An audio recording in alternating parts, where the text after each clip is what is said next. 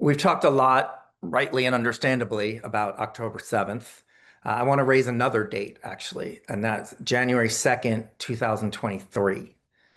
January 2nd, 2023 was the first day in office of the Netanyahu, Ben-Gvir, Smotrich, and Friends government. And on that day, we gathered a group, it was maybe 60 people or so, outside of the Embassy of Israel in Washington, D.C., and stood up and spoke out and said, this is not a legitimate government.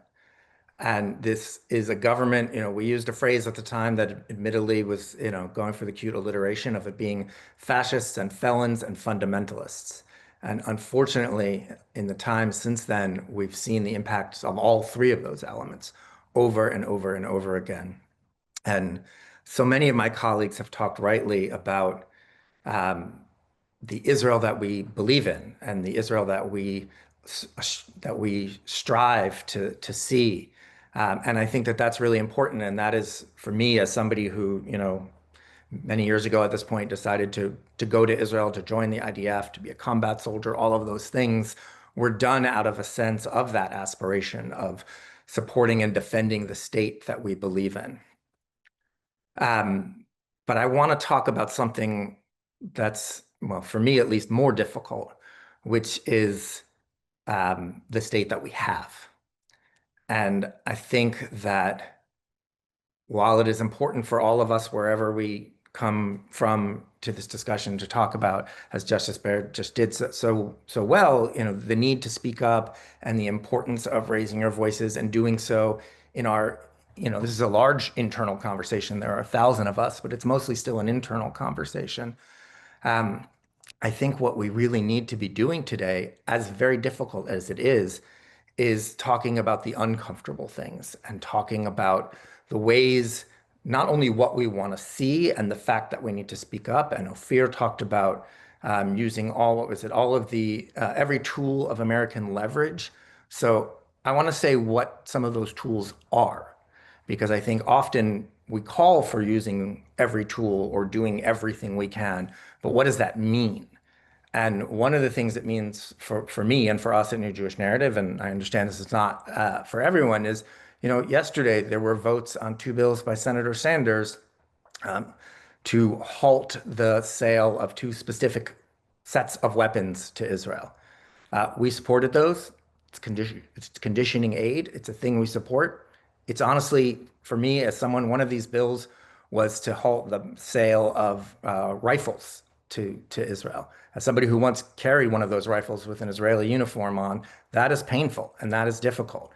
But when we say every available tool of leverage, that's the actual tool of leverage. So when we start to talk about these things, I think we need to get into the specifics and what they are. And we need to look, yes, at the country and that we want to see, but we also need to look at the reality that we have and how do we get from one spot to the other. Actually, going back four years ago, we put out a position again in support of conditioning aid. It was a very difficult process. It was a very difficult decision. We did it, and I think the link's going to be shared to this article in the chat. But we did it as a clear statement that says we support aid to Israel, and we believe that if we want aid to continue, it's going to need to be aligned with our values and aligned with our laws. And otherwise, we're going to end up in a situation where aid is completely cut. Unfortunately, for very terrible reasons, we are seeing those efforts to cut aid. We are seeing over and over again voices saying, why should we support Israel at all? Why should we support even Iron Dome and David's Sling and defensive tools, which we think are absolutely necessary? Looking at that, looking at the votes on those JRDs, and looking at how do we move ourselves as Jewish community voices and leaders and our elected officials, because frankly, I don't believe our elected officials are going to move without our voices urging them to do so. We need to be willing to talk about the difficult things. We need to be willing to say the difficult things. Once upon a time in quainter days, right, there were those who didn't want to say occupation. Then we had arguments about apartheid. Is it apartheid here? Is it apartheid there? Can we say that? then, we've talked about, and people said we shouldn't be, I think it was Rabbi Weinberg thing, we shouldn't be arguing about the details. Is it hunger? Is it famine? Is it this? Is that? Which I wholeheartedly agree. But we do need to be able to say the words. And we all know the big argument that's happening right now all around us is about the use of the word genocide, right? I'm not here to say whether it is or is not. I'm fully unqualified to do so. But I think as leaders and as a community, we have to be able to engage with what is actually the debate happening right now. Because if we just fall back on what so many others are doing and just say, no, no, you can't talk about that. That's just anti-Semitism. It's this, we're not helping. We're not helping Israelis. We're certainly not helping Palestinians. And we need to be able to, in good faith, bring our views to this and talk about what is happening. And again, many people have talked about, the blame that is to go all around. There's more than enough blame. I'm actually, personally, I'm not interested in sitting here saying who's to blame. I want to know, what are we going to do about it? How are we going to make it better? Is it hunger? Is it famine? I don't care. Let's make it better. Is it genocide? The word is not the part that's important. What's important is the unspeakable tragedy that is happening right now and what we as community leaders can do to push through that. And I think that that requires all of us stepping out of the comfort zone. We're all past our comfort zones, I know that, but it requires all of us taking it even more and saying to people, yes, this is what's happening. We love Israel. We believe deeply and care deeply about the state of Israel and the people of Israel. And what the government is doing is wrong, period.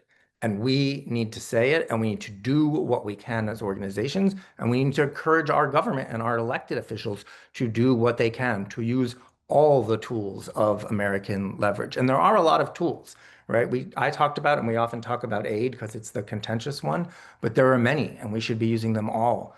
And unfortunately, certainly, I don't look to this American administration for any significant leadership. We just saw a heinous murder by a settler of a Palestinian peace activist, a settler who had been sanctioned by the Biden administration, and the current administration removed those sanctions. But even in a moment where the US government is not doing what I would like to see them doing, where our Congress is not, and where certainly the Israeli government is not, it's all the more essential for us to raise our voices as leaders, as American Jews, as Israeli Americans, whatever category you fit in, to raise our voices and say, this must stop. We must do everything we can. We can't sit back and look at this and say, this is the end goal we'd like to achieve someday, but we're unwilling to acknowledge or do or say any of the things we need to do to get there. And it's hard and it's painful. And I wish we had easier steps to it, but I think we have to come together, and I'm glad we're all here today to prioritize the reality that we're in, not just the hopes that we wish for. So again, thank you, Sam, J Street, and everyone who's here today.